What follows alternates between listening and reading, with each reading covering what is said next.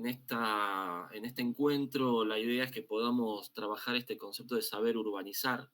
En particular, un poco la idea de mi presentación es desarrollar aportes o proponer algunos aportes para integrar la funcionalidad ecosistémica al diseño y gestión urbana.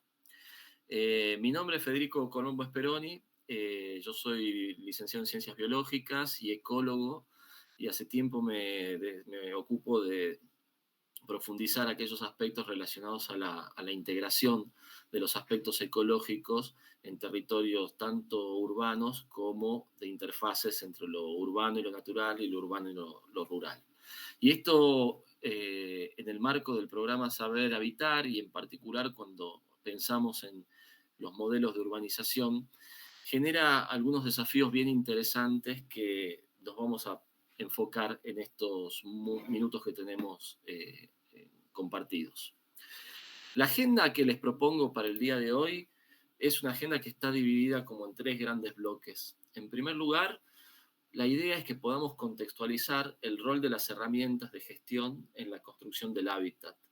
Es decir, entender cuáles son, repasar de alguna manera cuáles son, qué características tienen, cómo pueden ser aplicadas estas herramientas que buscan la incorporación de los aspectos ambientales, en este caso a la gestión de las ciudades y a la construcción del hábitat, pero no de manera individual, sino de manera conjunta. Y entonces empezar a desarrollar este concepto de una mirada holística sobre ese territorio que tiene que ser reflejado también en la aplicación de las herramientas de gestión. En segundo lugar, aparece como un segundo recorrido que tiene que ver con reconocer el funcionamiento ecológico y ambiental, digo también, de esos sistemas del territorio para el desarrollo urbano. Es decir, entender ese desarrollo urbano dentro de un contexto de funcionamiento que va más allá de la ciudad, sino que conforma un territorio justamente funcional a partir de los elementos que conforman este territorio y las relaciones que van vinculando estos elementos en un determinado espacio, pero también a lo largo del tiempo. Y en tercer lugar, un poco la idea es tratar de recorrer una metodología de planificar, de cómo planificar y cómo diseñar estos desarrollos urbanos, estos territorios, tomando como base los mecanismos y procesos ecológicos y ambientales de los cuales venimos hablando. Estos contenidos que les planteo y que vamos a estar discutiendo en los próximos minutos, nacen de un contexto particular en el cual nosotros hoy estamos insertos a la hora de hablar de territorios, a la hora de hablar de espacios urbanos, a la hora de hablar de ciudades. En primer lugar, hay un mayor reconocimiento social respecto de los problemas ambientales y de estos problemas ambientales en contextos, no solamente históricamente naturales, sino estos problemas ambientales en contextos urbanos, periurbanos y de interfaz, como decíamos antes, ¿no? Este mayor reconocimiento viene, por un lado, por un avance científico-tecnológico que pone en evidencia todas aquellas pruebas, podríamos decir, de cambios ambientales que van ocurriendo a lo largo del tiempo y que hoy se exacerban en términos de la sociedad actual, ¿no? Y estos problemas ambientales tienen una relación de causa y efecto respecto de esta relación entre la naturaleza y la sociedad, ¿no? Y nos damos cuenta de que el efecto de las sociedades tiene una incidencia directa sobre la naturaleza, pero a su vez la naturaleza tiene una incidencia de los cambios que ocurren en la naturaleza, tienen una incidencia directa sobre estas sociedades. Entonces se piensa ese territorio y la sociedad empieza a reconocer ese territorio como un conjunto y como un ida y vuelta entre esta relación entre lo natural y lo construido, lo natural y lo social, que hace que metodológicamente estos conceptos se internalicen en todos los aspectos que tenemos que ver, en el consumo, en el desarrollo del territorio, en la construcción, en la forma en la que nosotros vivimos. En segundo lugar, se puede incorporar, y hay mucha bibliografía al respecto, hay una tendencia del crecimiento de los espacios urbanos, en la medida de que las poblaciones cada vez se encuentran a lo largo del tiempo, y en los próximos años esta tendencia se va a ir profundizando, se encuentran principalmente concentradas en espacios urbanos. Y esto de alguna manera abre la pregunta de qué espacios urbanos necesitamos, qué espacios urbanos queremos y qué espacios urbanos, digamos, tenemos que diseñar, este, no solamente para el presente, sino para el futuro, ¿no? Y vinculándolo con el problema anterior que estábamos hablando, que es este cambio a lo largo del tiempo de los aspectos ambientales. Entonces, ese crecimiento de los espacios urbanos o esa concentración de la población es un hecho fundamental que hace que pensemos el territorio en términos de ciudades, pero que también pensemos las ciudades en términos de territorio, ¿no? Vamos a hablar un poco más adelante de pensar la ciudad o pensar los desarrollos urbanos, podríamos decir de afuera hacia adentro, no como una, solamente eh, desde una perspectiva centrífuga, sino también entendiendo cuál es el territorio que de alguna manera funciona de contexto para el desarrollo de estos espacios urbanos, ¿no? Y en tercer lugar, o el tercer punto de contexto que a mí me parece interesante poner en evidencia en esta conversación, es que estamos experimentando cambios significativos en lo que podríamos denominar drivers de desarrollo. Procesos como la digitalización, o procesos como la transición energética, o procesos como históricos, pero digamos, como el cambio climático o la pérdida de biodiversidad, hacen que aquellas cuestiones que son fundantes de los procesos de desarrollo del territorio, de los procesos de desarrollo de los espacios urbanos, cambien a lo largo del tiempo. Es decir, no es lo mismo pensar una ciudad hoy en términos incorporando cuestiones de digitalización. No es lo mismo pensar una dinámica de movilidad dentro de una ciudad cuando sabemos que hay un proceso de transición energética, por ejemplo, hacia la movilidad eléctrica, ¿no? Entonces estos cambios en los drivers de desarrollo hacen que nosotros también empecemos a pensar las ciudades, empezamos a pensar las interfaces entre la ciudad y lo natural, la ciudad y lo rural, de formas diferentes. Y no solamente pensándolas en términos actuales, sino también con una perspectiva futura. Esto hace que nosotros tengamos como tres desafíos fundamentales, que son sobre los cuales nosotros vamos a hablar en este encuentro. En primer lugar, es necesario promover la interacción de las herramientas de gestión, como les decía. Es importante empezar a pensar las herramientas no como una aplicación única, sino como un conjunto que da una respuesta en términos holísticos a los desafíos en términos de ciudad. Es decir, una aplicación conjunta de las herramientas de gestión. En segundo lugar, el segundo desafío es pensar las ciudades en su territorio, es decir, entender cuál es el rol, podríamos decir, de un determinado espacio urbano en un entorno territorial con determinadas características y determinadas funcionalidades, ¿no? Y en tercer lugar, el tercer desafío es poder aprender de estas dos miradas anteriores y modelar esos espacios urbanos desde entender el sistema de relaciones funcionales que definen ese territorio. Es decir, el diseño, la proyectación, la planificación de estos espacios urbanos en función o de manera vinculada con el modelo que surge de relaciones funcionales en ese territorio. Entonces, estos desafíos que yo les planteo, en realidad van a guiar un poco la conversación que nosotros tenemos y que seguramente van a generar muchísimas preguntas para que podamos interactuar. Cuando yo les digo, digamos, la primera idea fuerza es promover la interacción de las herramientas de gestión. Esto va directamente relacionado con una pregunta que es ¿para qué? Digamos, ¿para qué nosotros tenemos que implementar esas herramientas de gestión? ¿No?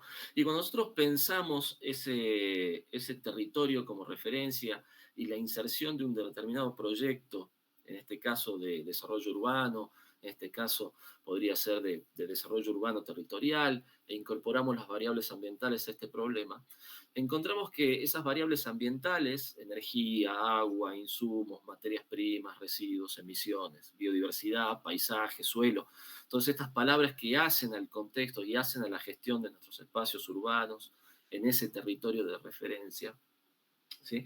Con relación al proyecto que estamos proponiendo, pueden generar una serie de interacciones en la aplicación de las herramientas, ¿no? Que nos llevan, de alguna manera, a un por qué, a un para qué las vamos a estar aplicando en términos de objetivos operacionales, ¿no? Entonces, por un lado, nosotros podemos pensar en herramientas que contribuyen, ¿sí? O que están directamente relacionadas con la operación del proyecto, ¿no? Y ahí podemos pensar en términos de sostenibilidad, en la eficiencia en el uso de materias primas, en la eficiencia en el uso de los insumos, en las menores producción de residuos, es decir, todas aquellas técnicas y tecnologías que llevan a que nuestro proyecto de alguna manera sea más eficiente, ¿no?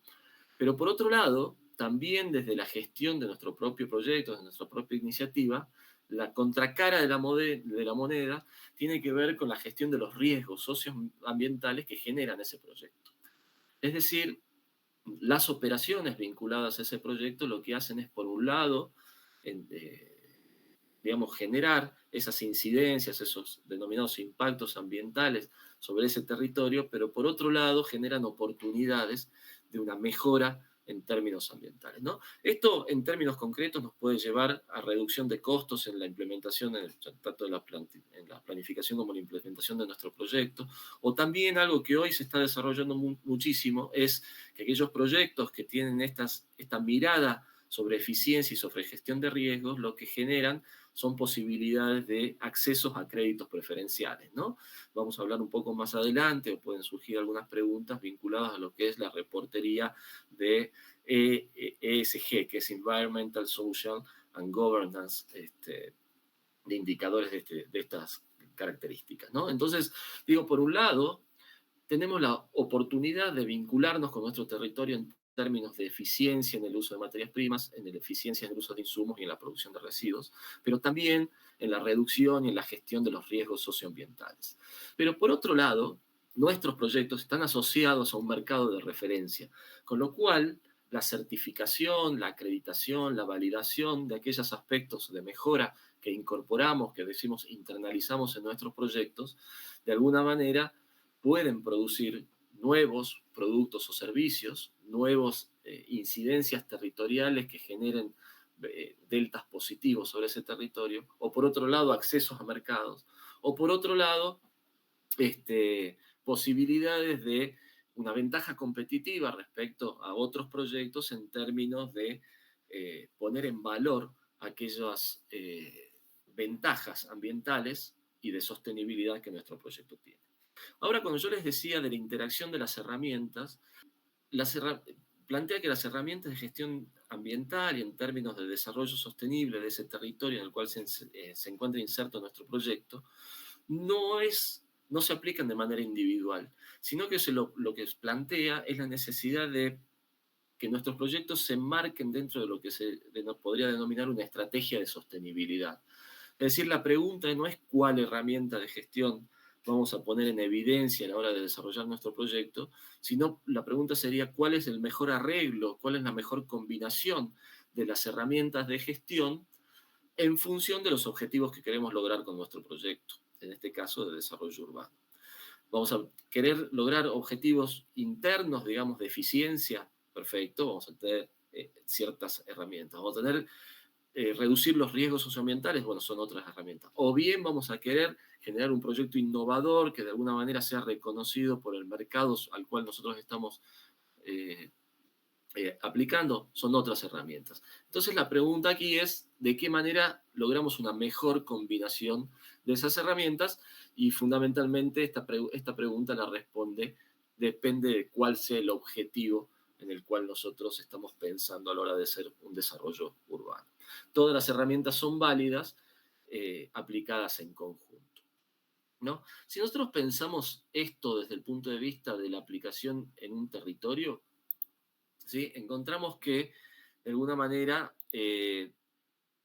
cuando nosotros pensamos en el desarrollo de un territorio o en el abordaje territorial a la hora de desarrollar un proyecto, de desarrollar en este caso podría ser un desarrollo urbano de esta perspectiva, encontramos por lo menos que hay 6 grandes pasos que nosotros tenemos que hacer. En primer lugar, generar un buen diagnóstico basado en información transdisciplinar. En segundo lugar, tratar de modelar ese territorio de referencia en base al diagnóstico o al análisis de toda esa información que nosotros tenemos en la cabeza. En tercer lugar, hacer un análisis funcional, es decir, ese territorio no es solamente una foto en un determinado momento, sino que es un proceso, un mecanismos y procesos que van ocurriendo a lo largo del tiempo y hacen que ese territorio esté vivo, con lo cual nuestro proyecto no está inserto solamente en una foto, sino que está inserto en una película que se va desarrollando a lo largo del tiempo. Esa evaluación funcional nos permite pasar a un modelo de gestión que nace en la planificación y que se transforma en un proyecto de desarrollo específico, que en quinto lugar nos lleva a un plan de acción, es decir, qué es lo que tenemos que hacer, y también a un sistema de gestión adaptable. ¿Por qué? Porque ese territorio cambia a lo largo del tiempo, por lo tanto, requiere que nosotros nos actualicemos. Y cuando pensamos este proceso, digamos, que nos lleva del diagnóstico al sistema de gestión adaptable en términos de herramientas, encontramos que para cada una de estas etapas existen herramientas de gestión urbano-ambientales que nos ayudan justamente a entender cómo funciona ese territorio y cómo nuestro proyecto se inserta en ese territorio. El diagnóstico basado en información transdisciplinar, por ejemplo, nace del análisis de las partes interesadas, es decir, requiere de una mirada participativa de participación sobre ese territorio, en tanto y en cuanto esa información es la base como para que podamos entender cómo funciona y por otro lado modelarlo, ¿no? Y cuando lo modelamos aparecen otras herramientas que nos permiten basarnos en un análisis de riesgo, en análisis de causa y efectos, en análisis normativos, ¿sí? Y esos análisis en general nos permiten tomar decisiones en función de valoración de oportunidades, estudios de impacto ambiental, ¿sí? Y análisis prospectivos como análisis de escenarios y alternativas, como evaluación de costos ambientales, etcétera, etcétera, ¿no? Entonces acá ustedes en esta diapositiva pueden ver en un proceso de planificación de ese territorio, de inserción de un proyecto en ese territorio, aparecen diferentes herramientas de gestión ambiental que ayudan a que vayamos incorporando esta noción de integralidad digamos, a esa iniciativa, ¿no? Es decir, las herramientas de gestión van aplicadas de manera en conjunto y también de manera oportuna, es decir, algunas herramientas sirven, o sea, tenemos que potenciar el rol o podríamos decir, digamos, el espíritu que tienen cada una de estas herramientas, eh, asociándolas a la instancia en la cual deben ser aplicadas en función de cómo fueron creadas o para qué, cuáles son los outputs de información que nos pueden llegar a dar, ¿no? Si nosotros pensamos esto a escala de territorio, yo les propongo, eh, digamos, eh, a modo informativo o para que lo podamos discutir, y esto seguramente va a dar mucho para dialogar, un ejemplo concreto que es la ciudad donde yo vivo, que es la ciudad de Salta, que se encuentra fundamentalmente en un proceso principal de crecimiento poblacional y por lo tanto de expansión urbana del centro hacia la periferia.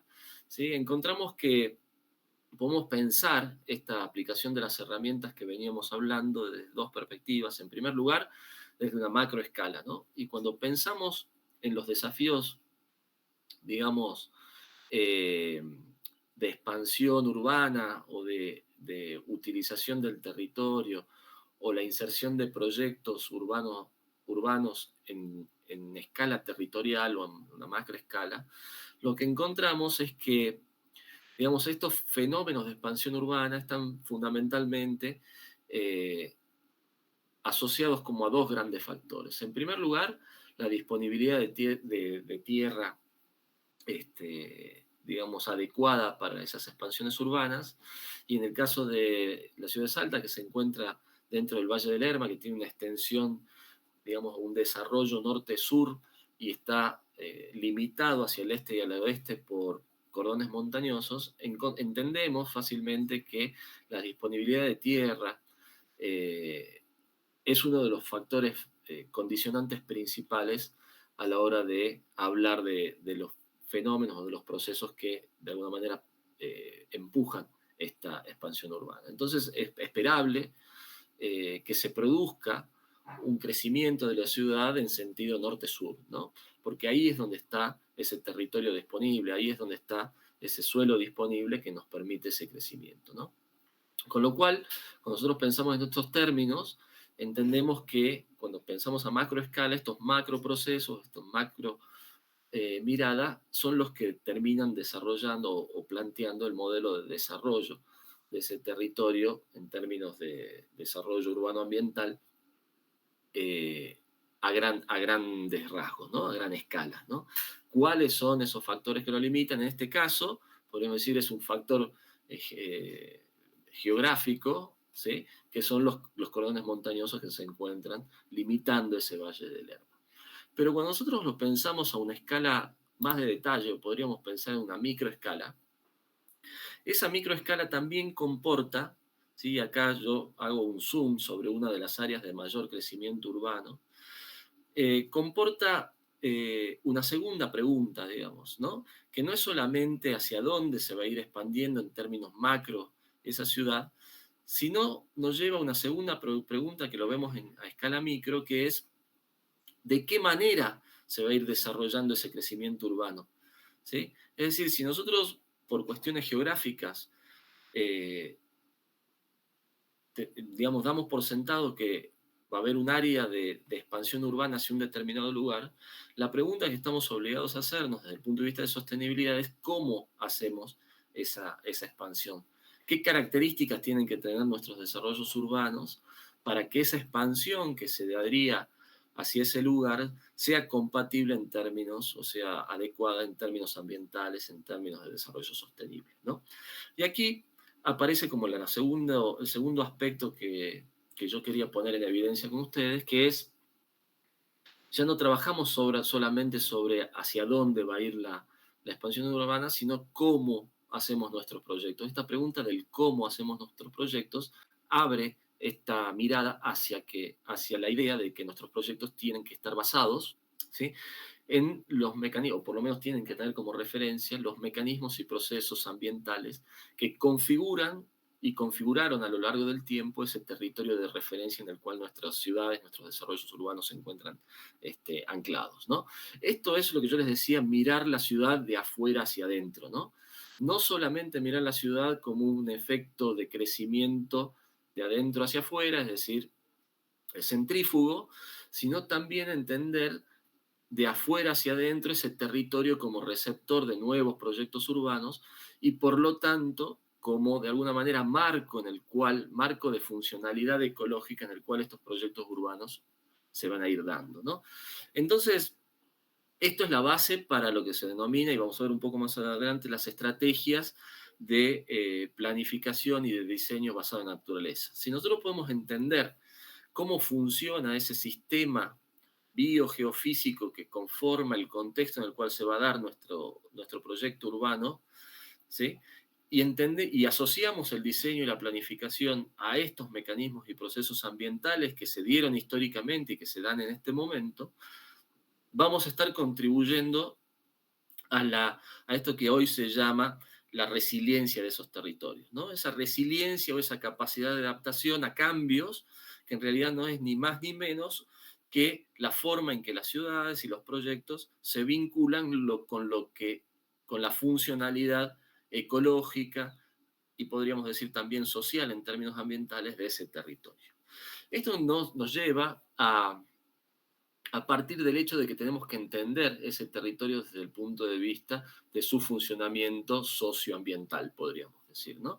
Y acá yo les traigo un ejemplo de esta misma foto donde yo les planteo para las ciudades de Salta, sobre todo lo que se llaman las serranías del oeste del Valle del Lerma, lo podemos profundizar después en las conversaciones y podemos profundizar más sobre el ejemplo, pero si nosotros vemos a este territorio, interpretamos en términos funcionales este territorio a través de este mapa conceptual, donde entendemos, este es un modelo funcional de ese territorio, ¿sí? Específicamente de su funcionamiento ecológico, podríamos decir, después se podría agregar a su funcionamiento social, su funcionamiento, digamos, eh, económico, su funcionamiento en términos tecnológicos, etcétera, etcétera, a modo de capas que nos permitan entender la realidad de funcionamiento de ese sistema. Pero bueno, esto parece como un recorte de la realidad, donde se entiende fundamentalmente que las relaciones que existen en ese territorio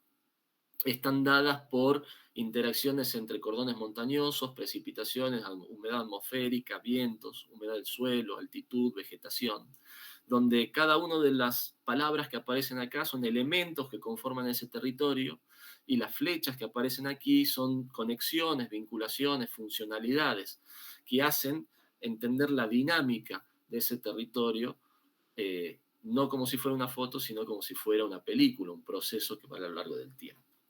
Entonces, este modelo funcional lo que nos permite, en primer lugar, respecto de nuestro proyecto, ¿sí? Acá nosotros estamos en una zona donde hay cordones montañosos, con lo cual esos cordones montañosos generan pendientes.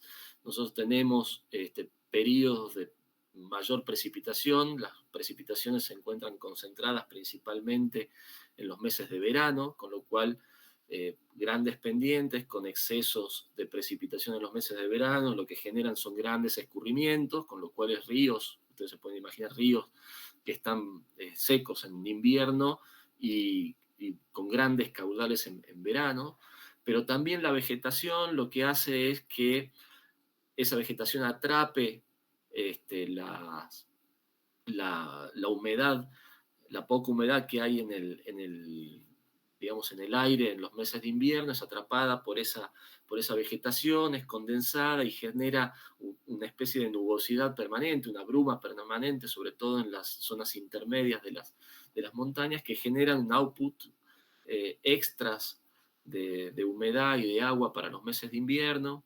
¿Sí? Y eso hace que haya un bosque de particular riqueza en biodiversidad, en características, que lo llamamos bosque nublado, bosque de yungas acá en el norte, que a su vez hace que haya un incremento de materia orgánica que produce que luego los suelos del valle sean suelos agrícolas muy significativos. Entonces, cuando yo hablo de esto, hablo del funcionamiento contextual en el cual nuestra urbanización, nuestro barrio se va a estar dando. Pero cuando yo hablo de este modelo funcional, puedo entender ese modelo funcional a través de la interacción que va a tener ese funcionamiento respecto de mi proyecto, de mi urbanización, etcétera, etcétera, ¿no? Y ahí entendemos un proyecto o podemos avanzar sobre lo que se denomina un modelo de riesgo, ¿no? Por ejemplo, si nosotros tenemos cordones montañosos con grandes pendientes y tenemos periodos de excesos hídricos o de gran escurrimiento y precipitación, lo que tenemos son riesgos de procesos de remoción en masa. Estos procesos de remoción en masa o deslizamientos de ladera, ¿sí? Se producen justamente por exceso de agua contra estos espacios, ¿no? O por otra parte, si tenemos meses de grandes sequías, ¿no? Por ejemplo, en el caso de la ciudad de Salta, entre los meses de abril y los meses de noviembre, son meses de gran sequía, y tenemos espacios de pastizales, lo que tenemos ahí respecto de nuestro proyecto son riesgos de incendios estacionales. De hecho, el que conoce Salta y conoce estas regiones, sabe que estos meses, sobre todo este mes de agosto, que ya estamos casi terminando, agosto, septiembre, octubre, los meses de mayor, terminando el periodo de seca, son meses donde permanentemente están ocurriendo incendios de estos pastizales que amenazan, que ponen en riesgo las urbanizaciones que están sobre todo en esas interfaces urbanos naturales o urbanos rurales, ¿no?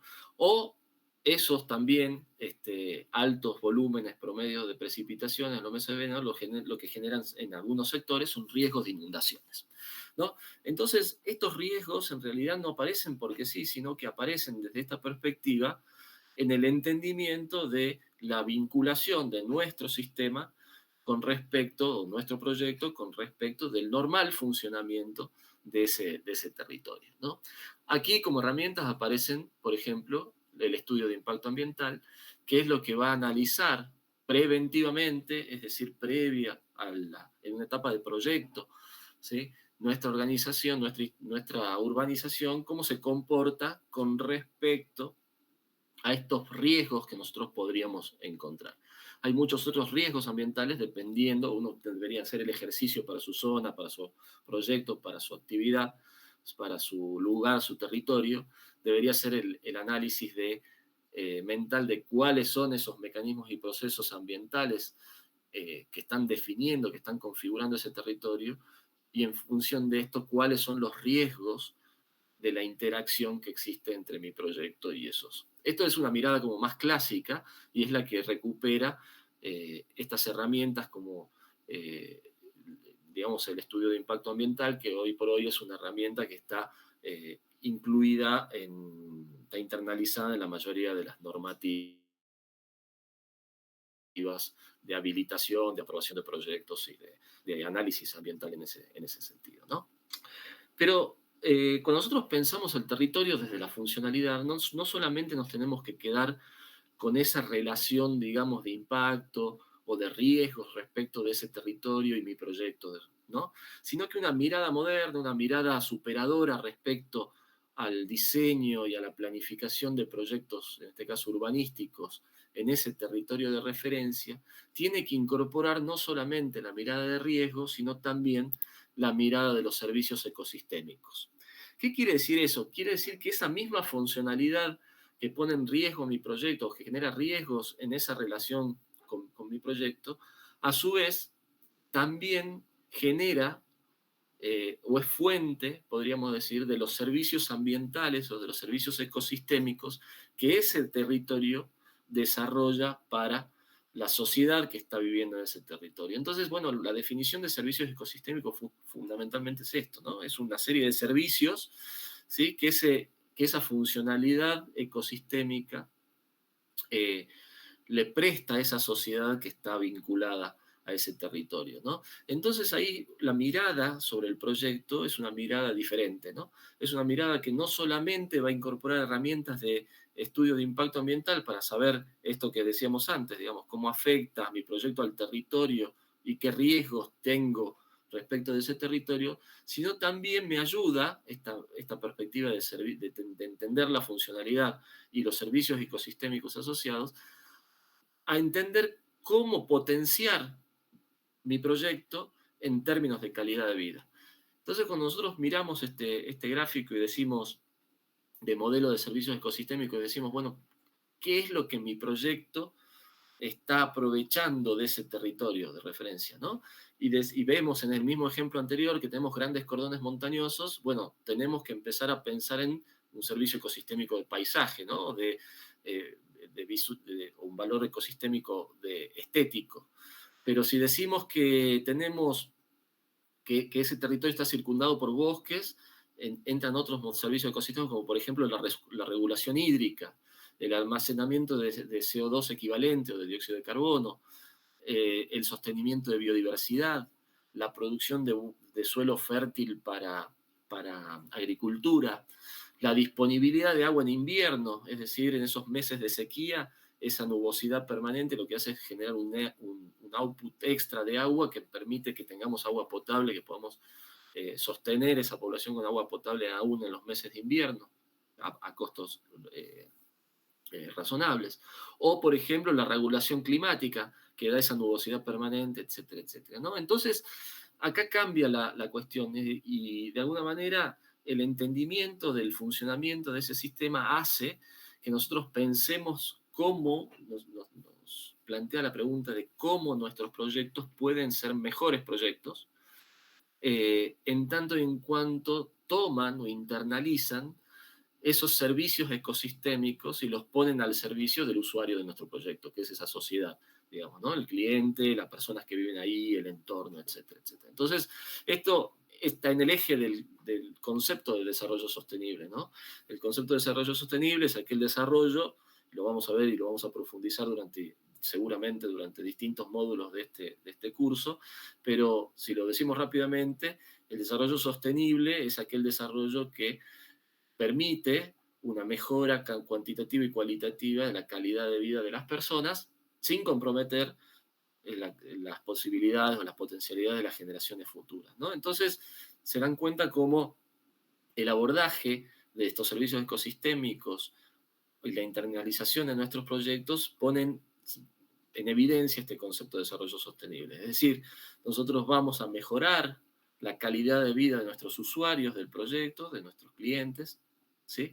Incorporando aquello que justamente conforman variables de calidad de vida de las personas, ¿no? Paisaje, regulación climática o confort climático, disponibilidad de agua, biodiversidad, suelo fértil para agricultura, etcétera, etcétera, ¿no? Entonces, en ese mismo territorio, nosotros lo podemos pensar como nuestro proyecto se inserta en ese territorio no solamente desde la gestión de los riesgos, sino también desde la gestión de las potencialidades. Nuestro proyecto internaliza estas variables ambientales, estas funcionalidades ambientales. Entonces aparecen iniciativas como, por ejemplo, sistemas de cosecha de agua, por ejemplo, diseño basado en cuencas visuales, ¿sí? Nuestra urbanización, cómo se lleva con las cuencas visuales que están planteadas en ese territorio, cómo garantizamos la continuidad de la cobertura arbórea nativa, y eso está relacionado directamente con los procesos de regulación climática, con los procesos de regulación hídrica, cómo hacemos la gestión de las riberas, ¿sí? Para justamente potenciar ese periodo de retraso en la circulación del agua y evitar puntos o disminuir los puntos de posibilidades de inundaciones, cómo promovemos, por ejemplo, proyectos de agricultura de cercanía en esos espacios vinculados a tierra particularmente fértil, dónde creamos los espacios de uso público, ¿sí? Cómo apoyamos todo el sistema urbano en áreas naturales protegidas, es decir, espacios de uso y espacios de conservación, y también la puesta en valor del patrimonio cultural de esos espacios, ¿no? Y de esa relación entre lo cultural y lo natural que forma parte de ese territorio. En síntesis, volvemos a esa lógica, ¿no? Del planteo de una estrategia de sostenibilidad en la cual mi proyecto se encuentra inserto. Entender no solamente ese proyecto en términos de eficiencia de uso, materia prima, uso de insumos, producción de residuos, es decir, cómo hago para que mi proyecto sea más eficiente e internalice, como les decía antes, esos servicios ecosistémicos y potencie mi proyecto estos servicios ecosistémicos, y también en paralelo cómo hago para que mi proyecto gestione los riesgos socioambientales, pero sobre todo también cómo hago para capturar el valor, ¿sí? En términos de marketing, en términos de costos y en términos de acceso a mejores créditos y en términos de ventaja competitiva de la gestión de los riesgos ambientales y de la internalización de los servicios ecosistémicos, como les decía antes. Entonces, mi proyecto no es solamente un proyecto inserto en un territorio, sino un proyecto que potencia ese territorio hacia el desarrollo sostenible.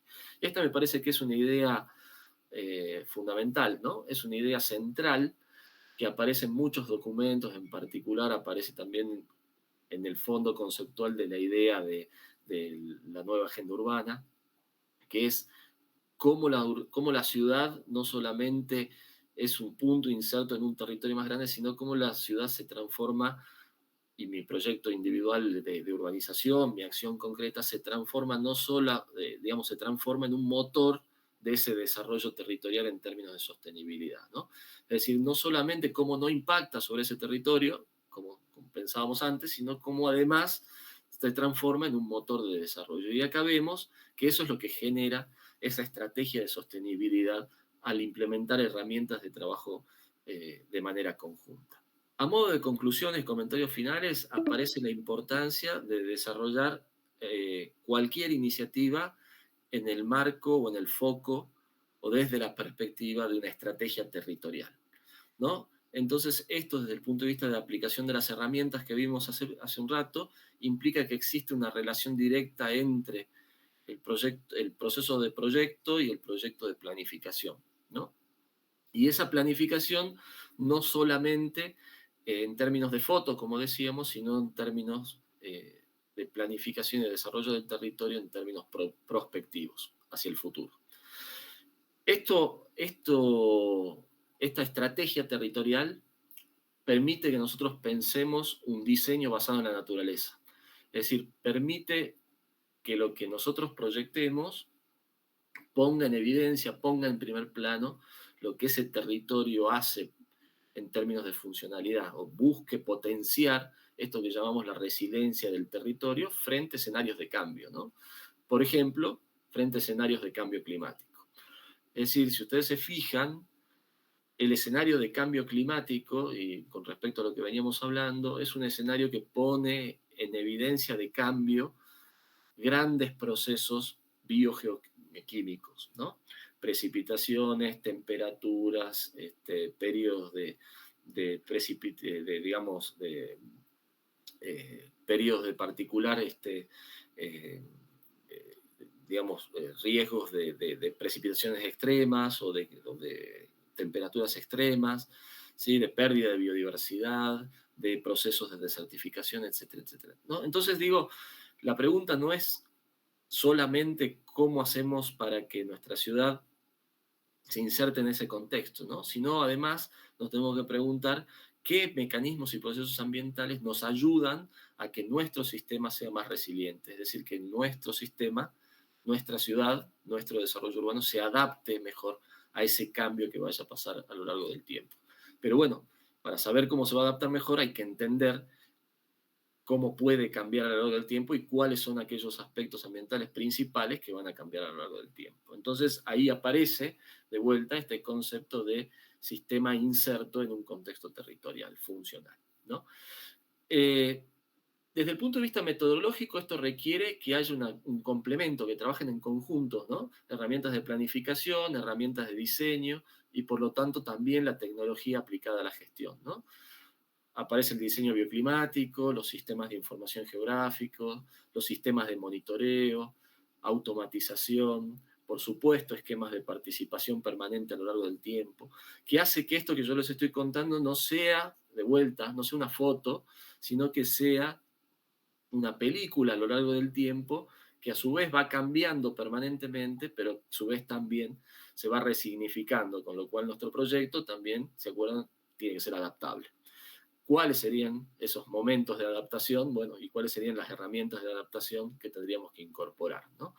Y por último, como les decía, todo esto de alguna manera sintetiza también, está sintetizado de alguna manera en el espíritu de esa nueva agenda urbana, que lo que plantea fundamentalmente es esto, ¿no? Que en una estrategia territorial que nosotros tenemos, las ciudades se transforman como en protagonistas de ese desarrollo sostenible, no solamente en esta generación, sino también en las generaciones futuras.